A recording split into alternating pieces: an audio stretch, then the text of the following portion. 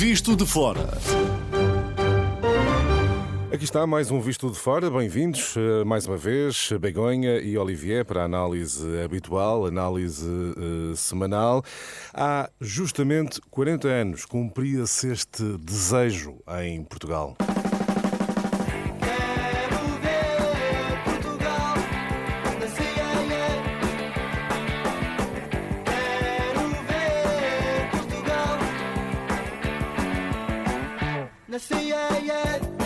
Quero ver Portugal na CEE, cantavam o GNR, na altura ainda sem Rui Reininho, mas com Vítor Rua. Era o desejo de ver Portugal e Espanha, naturalmente, com um nível de vida e poder de compra próximo dos parceiros europeus. É por aqui que começamos, 4 décadas de integração europeia. Begonha, que balanço fazes? Vamos falar de Portugal e Espanha. Há uma transformação muito grande nestes 40 anos de integração europeia dos países ibéricos. Sin dúvida, e gosto moito desta música para falar deste tema, porque realmente nós éramos crianças na altura, acho que os tres, e lembrámonos perfeitamente, non, dese desexo de por fin poder entrar na CE, de entón, a Unión Europea actual. E entón acho que os nosos países, a Península Ibérica, ten evoluído muitísimo. É verdade que sempre estamos a criticar o que non funciona, o que non vai ben, o que aínda está por facer, mas sí que partíamos dunha situación moito complicada. Eu acho que tanto para Portugal como para Espanha foi a porta aberta para o progreso, para o desenvolvimento. Mas podíamos ou não estar melhor?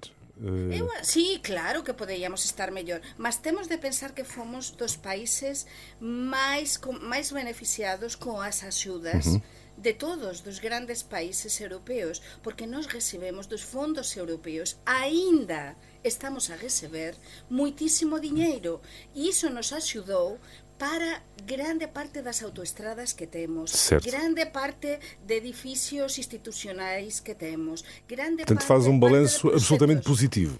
Eu acho que sí, positivo, ainda que se poderia ter feito moito máis, se houve algo de corrupção, em alguns casos, certo, mas balanço positivo. Aqui quem faz mesmo o visto de fora é o Olivier, olhando para Portugal e Espanha nestes 40 anos. Estás aqui há cerca de 20, mais ou menos, não é, Olivier, em Portugal? 30 anos já. 30. Portanto, viste aí uma grande transformação, viste uma grande transformação do país. Podíamos ou não estar melhor? É a pergunta que eu faço. Sim, mas isto podia estar melhor, mas mesmo sem ou com a União Europeia. Ou seja, não é a União Europeia que, na minha opinião, é o culpado disto tudo. Portanto, podia haver menos corrupção, podia haver, como é evidente, não é? Mas a União Europeia não é responsável de tudo o que é negativo. O que é impressionante, e olhando para Portugal e a entrada da União Europeia, eu cheguei em 1995 e apanhei, portanto, o boom da Expo 98 em Lisboa e os anos, eu diria, um pouco de ouro de Portugal.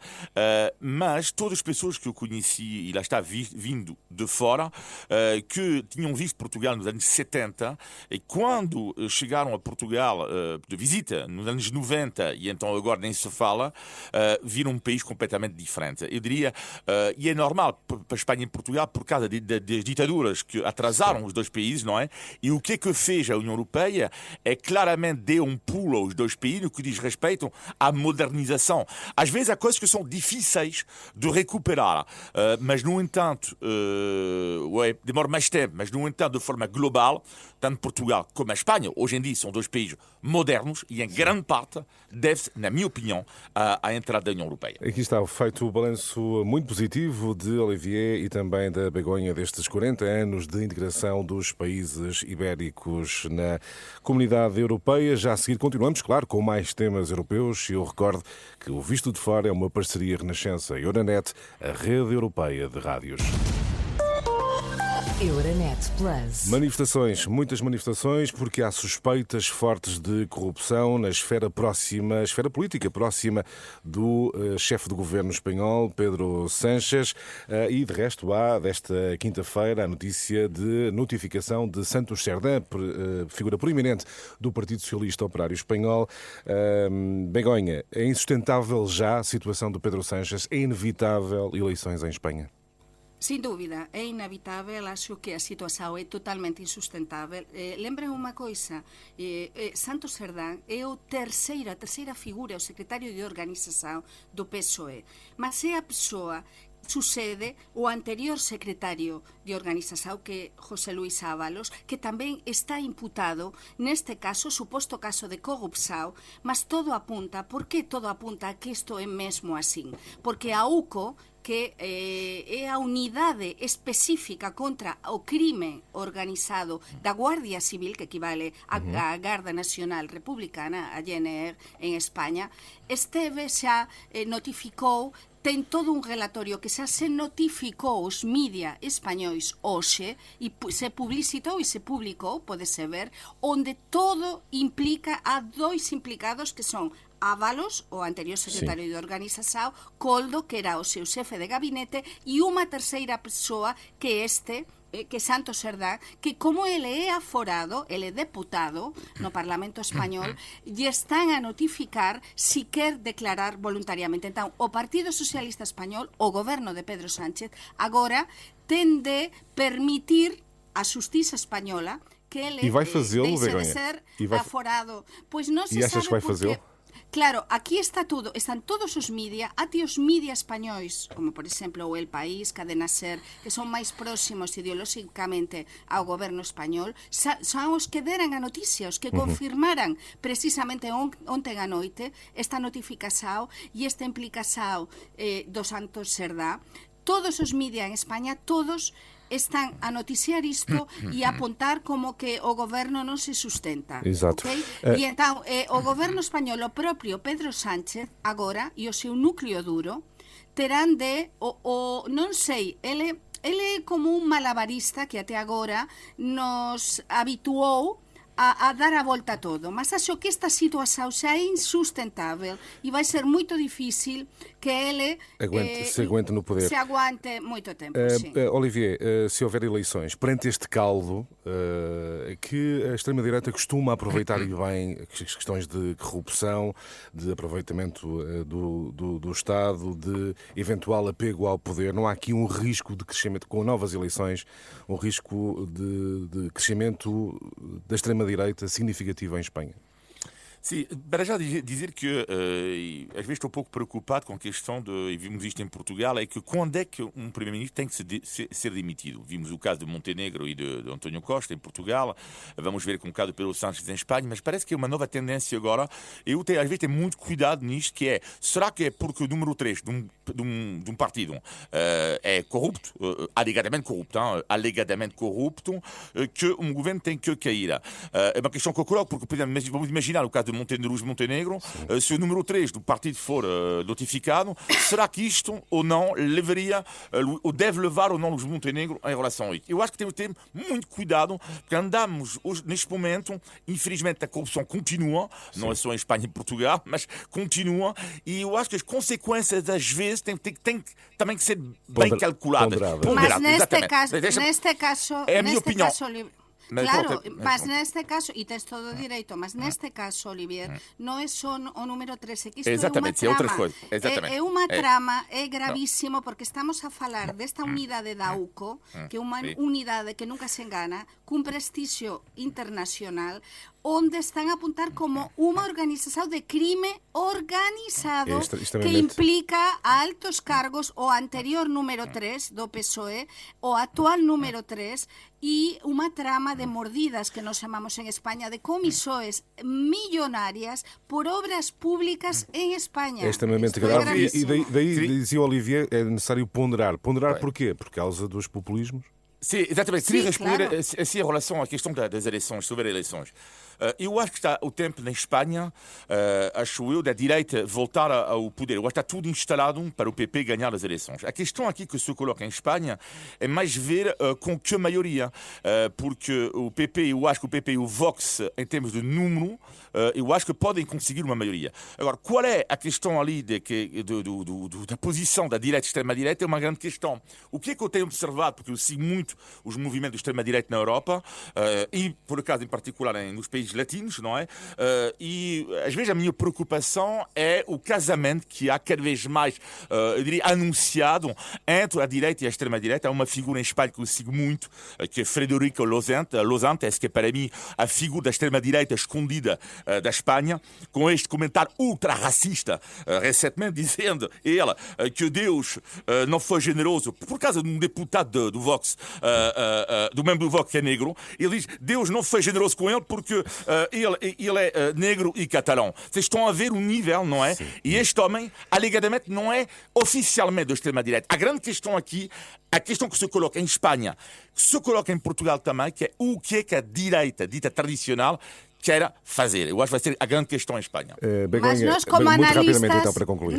Nós, como analistas, e eu, neste caso, como española e boa coñecedora da situación do meu país, digo que aínda temos máis capítulos até chegar ás eleições en España, porque con Pedro Sánchez nunca se sabe. Entón, o seguinte capítulo probablemente será tirar ao Sánchez Cerdá, como ten feito Pedro Sánchez, con todas as persoas ligadas á corrupción, non é, no seu entorno, deixar de lado e tentarse defender, porque o Pedro Sánchez vai tentarse defender até non poder máis. Então, e então ainda vamos ter capítulos novos até chegar a umas eleições. Já verão como isto não vai ser tão fácil. Tens dúvida que o PP ganha a Begonha? Eu não tenho dúvida nenhuma. No primeiro lugar. Tens dúvida? Eu não digo, mas já ganhou. O PP já ganhou. Não, dizer ganhou, mas conseguirá ter uma maioria sustentada para governar, afastando o Vox? Não sei, não digo nada, porque a situação, há muitas pessoas que apoiam o Pedro Sánchez, muitas pessoas que acreditam no seu discurso, e a situação em Espanha está muito polarizada e muito dividida, claro. Ok? E então, que vai ganhar o PP, isso está claro, mas que possa governar o PP e que possa chegar a um acordo, por exemplo, com a Vox, isso é mais complicado. Portanto, então, vamos capítulo por capítulo. Ainda vamos falar muito de Espanha. Não sei se tens algo a acrescentar sobre Espanha, Olivier. Não. Avançamos então para o próximo tema. Depois de violentos ataques à Ucrânia, há um novo pacote, uma proposta de novas sanções da União Europeia a Moscovo contra petróleo, bancos, Nord Stream, a chamada frota sombra da Rússia. Mais um, entre tantos outros, pacotes de sanções da União Europeia à Rússia. Isto resulta, Olivier? Parece que não.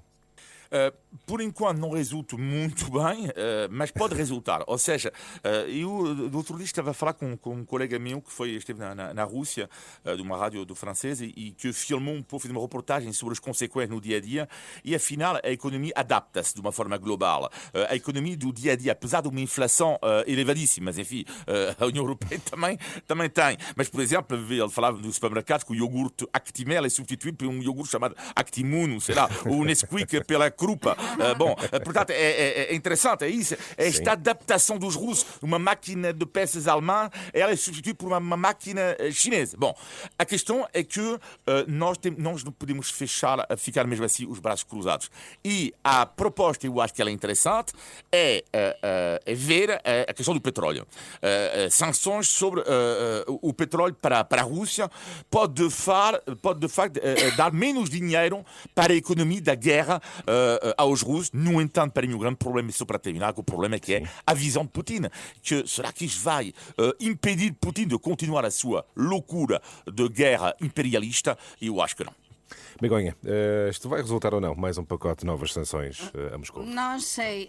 Isto não vejo um resultado imediato nem a curto prazo, porque já estamos a ver, não é? No outro dia, no programa da semana passada, já dizíamos a Rússia não vai tardar, não vai demorar nada em atacar. Exato. Atacou de novo a Ucrânia, umas horas depois de nos emitir o programa. O que acontece com estas sanções? É lógico que se sançoe a Rússia, mas a Rússia, Putin, ele vai para frente com o seu objetivo. E então eu acho que ao final, e eu disse semana passada e as semanas anteriores, não está perto, não está próximo, porque negociar com o Putin é muito mesmo, muito difícil, porque ele não cede, para ele a sua sessão... A lógica é muito diferente do Ocidente.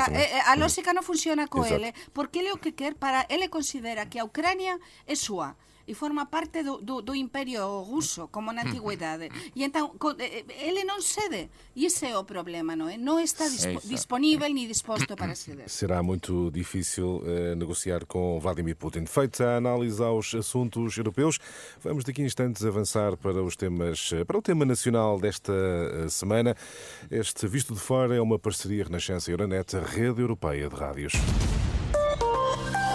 Euronet Plus. Milano. Zagreb. Bruxelas. Sofia. Riga. Euronet Plus, a rede europeia de rádios para compreender melhor a Europa. Eles estão aí, estão a chegar os Santos Populares, Santo António em Lisboa e em muitos outros pontos do país, São João no Porto, Braga e também noutros pontos, depois vem o São Pedro e todos aqueles que vocês quiserem. O que eu quero perguntar é como é que vocês olham para os Santos Populares, para este tipo de festividade tão típica em Portugal. Olivier, conta-me, qual é o teu sentimento? Visto de fora, como é que são os Santos Populares em Portugal? Visto de fora é algo mágico. Algo de mágico, o que não significa que lá fora, por exemplo, falo de França neste caso, não existe, mas existe uma noite, por exemplo, na zona de Bayonne, perto da Espanha. Perto da Espanha, por acaso, no País Basco francês, existem muitas festas fortes assim, mas dura um dia ou um pouco mais, às vezes, 2, 3 dias. Aqui o que é interessante, o que fiquei fascinado, eu sou fã absoluto das feiras populares, bate com a minha personalidade. Ou mais da gastronomia. Com a minha personalidade. Que é o que eu adoro para já, mistura social. É algo brutal. É o médico a dançar ao lado do operário. São ou não são as festas mais democráticas do país? Exatamente, isto é extraordinário. Segundo ponto é a simplicidade. A simplicidade que é, apesar dos preços serem cada vez mais elevados, até é vergonhoso, mas a simplicidade é o que é comer um pouco uma sardinha e uma bifana. E um pouco a ideia, lá está, da simplicidade. E depois é o ambiente, a música popular também. Às vezes são músicas que nós não ouvimos em casa. Nem toda a gente ouve esta música em casa. Mas mesmo assim há uma reunião, há uma união, há uma comunhão e por isso eu dou a nota 10 sobre 10 às festas populares. Begonha, em Espanha tem muita festa, não é? Mas como é que alguém de Espanha olha para estas festas populares? Pois adoro, porque em Espanha nós também temos muitas festas populares. Sim. As celebrações consoantes as comunidades autónomas são diferentes. Eu vivi muitas festas populares na Rioja e na Galiza, não é? Sim. Mas é que é um momento, como diz o noso Olivier, é o momento máis popular, é o momento máis democrático, é a noite, no caso de Lisboa, Santo Antonio, é a noite na que todas as persoas de todas as idades saem á rúa e partillan algo en común, que festa, diversão, alegría, é a noite máis alegre de Lisboa, o Santo Antonio, e cómese unha sardiña, aínda que sexa conxelada, dá igual, non olla se é conxelada, non é conxelada, e bebes unha imperial, e danzas, e combinas cos amigos. E no San Xoao acontece a mesma coisa, e no San Pedro a mesma coisa. E entón é un momento, eu gostaba que houvese máis festas así en Portugal, Sim. ser máis noites, como a de Santo Antonio no caso de Lisboa, no que non há fin. É igual que non teñamos, por exemplo, teñamos de estar a andar. As persoas Vocês non têm se importan de andar. sobretudo a experiência Non de se Santo importa. António, não é? Têm sobretudo Claro, a experiência no, de Santo que António. eu coñezo já fui San São. Xoao, eu coñezo fui Já San foram Xoao São João do Porto. também? Adorei. Mas eu quero Uma dizer loucura. unha coisa, quero pedir a Olivier, o meu grande amigo Olivier, quero que le coma unha sardiña por min, que beba unha imperial por min, que danse esta noite tamén por min, porque eu vou ter imensas saudades, de verdade. Para mim Vais non... cumprir, Olivier? Mas tem que ser esta noite mesmo, Begonha, não pode ser. É que estava previsto ir no sábado, eu. Mas pode ser, Olivier. Pode ser. Sim, obrigado. Não há problema. Não, é amanhã, exatamente. Pode Vou ser. amanhã, é na sexta-feira que eu vou, portanto é amanhã. Muito bem. É amanhã. Portanto, prometo que vou fazer isto. Sim, Fica garantida ou feita essa Obrigada, promessa. obrigada. Aqui está, vocês entendam-se muito bem. Vamos avançar para o índice de Tugalidade. Índice de Tugalidade. Sabem quem é que faz hoje 150 anos? é o Zé Povinho. O que é que vocês sabem sobre o Zé Povinho, Olivier? Não, estás a brincar comigo, não? Com certeza. Porque senão, eu acho até que na nacionalidade portuguesa, vou ser convocado, Rafael Borda Pinheiro, para já é Muito evidente. bem, muito e o bem. gesto, este gesto tão inacreditável, não? Da cerâmica. De cerâmica, sim, não, sim. não. Sim, De sim, cerâmica. Sim, o que é que tu queres saber de Barcelos? Sabes tudo, portanto. O que eu quero saber, portanto, o Zé Povinho, como vocês sabem, é uma personagem satírica de crítica social, criada, como dizias, Olivier, pelo Rafael Bordal Sim, Pinheiro, sim. adotada como personificação nacional portuguesa, enfim, expressa a indignação dos portugueses com o exercício do poder, de alguma forma. O que eu pergunto agora, Begonha, é se esta figura do Zé Povinho ainda há razões para sermos Zé Povinho hoje em dia em Portugal. Ui, pois ainda, eu non quero, mas eu acho que ainda pode haber alguma razão en algún momento, e se perguntamos aos nosos ouvintes, eles dirán que sí, non é? Por sorte non tanto como no pasado, mas pronto, ainda pode haber. Partilhas desta opinião, Olivier? Sim, claramente. Eu conheço muitos Zé Povinhos. Exato, e por vezes falas deles aqui. Resta dizer que o Zé Povinho surgiu pela primeira vez na 5ª edição do A Lanterna Mágica, um periódico a 12 de junho de 1875. Vamos avançar para o negativo e positivo. O negativo da semana, Begonha.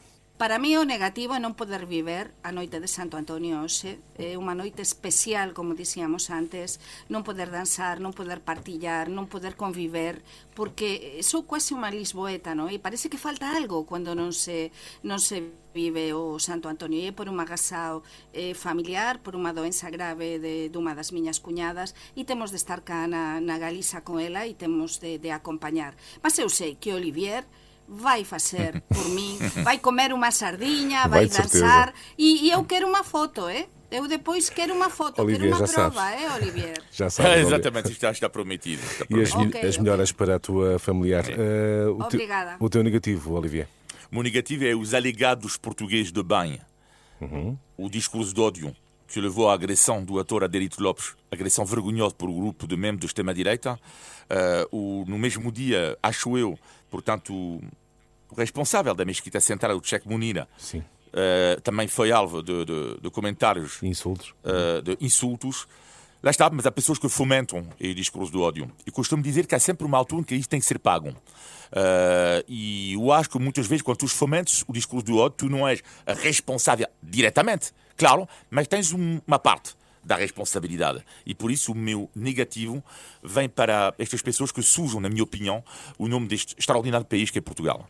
Vamos avançar para os positivos, Begonha. Pois o positivo é que cando gañou no outro día a Liga das Nações Portugal, pois eu non me sentín tan triste, porque realmente eu sentín, claro, gañou Portugal, eu quería que gañase España, sou española, non é? Mas cando gaña Portugal, eu tamén gaño. E eu disse, meu Deus, tamén estou algo contente porque ficou todo na Península Ibérica. E isto ten a ver con o que significa estes 40 anos tamén de adesao á Unión Europea, a Comunidade Económica Europea, entón, a Unión Europea hoxe. Por qué? Porque cando cheguei a Galiza no outro día, realmente que unha sensación cada vez que eu entro na Galiza e atraveso a ponte entre Valença e quase nem sentes diferença, non é? Non sento, porque realmente que somos o mesmo e non há diferença e temos ultrapasado moitas distancias, moito virar as costas do pasado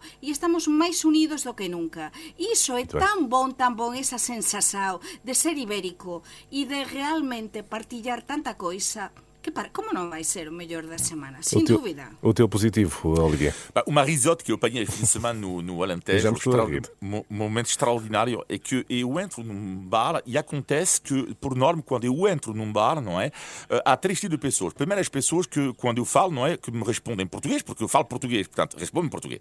Segundo tipo de pessoas que me reconhecem, ou da rádio, pouco importa, da televisão, e depois, portanto, falam logo comigo rapidamente. E depois, é isso que é interessante, é terceiro tipo de pessoa que, mesmo que eu fale português, isto é extraordinário, ou me responde em inglês, porque de facto não parece português fisicamente, mas no caso de Sines foi extraordinário, que às vezes acontece isto, que às vezes, portanto, eu digo boa tarde, quero uma imperial e uma água com gás. E esta pessoa, super simpática, disse sim, e eu pergunto, peço desculpa, vou almoçar daqui a pouco no restaurante, só que não consigo, como é que se acede ao restaurante ao lado? E esta pessoa genial, está a ver, quando falo devagarinho para uma pessoa estrangeira perceber, e ele diz... ao lado, andar, o senhor, andar, à esquerda, direita, ele faz peixe, muito bom peixe lá. Isso é muito típico, não é? Super simpático, claro que ele não fez isto para gozar comigo. Olha, eu apanhei uma risada. Só que quando ele falava comigo assim, tipo peixe, muito bom, eu estava a olhar com ele, boca aberta. Então ele ainda acrescentou mais, porque achou que eu também não percebia o que ele estava a dizer. Então lá foi uma coisa brutal. Foi uma risota extraordinária nesta bela terra que é Sines, com grandes restaurantes também. Muito, grande abraço. eu adoro Sines, sem dúvida. Sim. Um grande abraço para Sines e também para vocês. Nós chegamos ao fim de mais um Visto de Fora. Até à próxima edição. Um abraço. Tchau. Até a próxima, bom Santo António. Igualmente. Visto de Fora.